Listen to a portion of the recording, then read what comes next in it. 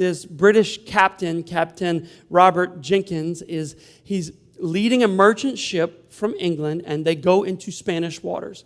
As they're in these Spanish waters, the Spanish captain of this Coast Guard boat stops them, boards the ship, and accuses this man of smuggling things into Spain, which he hadn't done.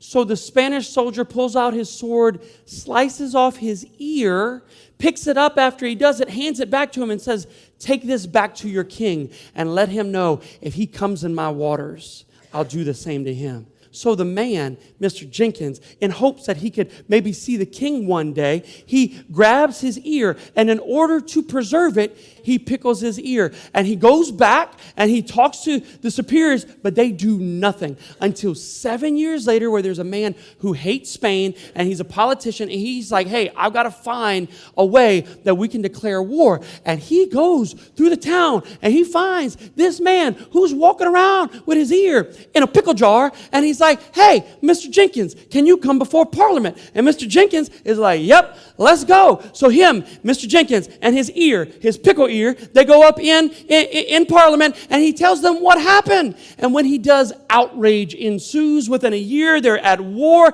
The war lasts for 9 years.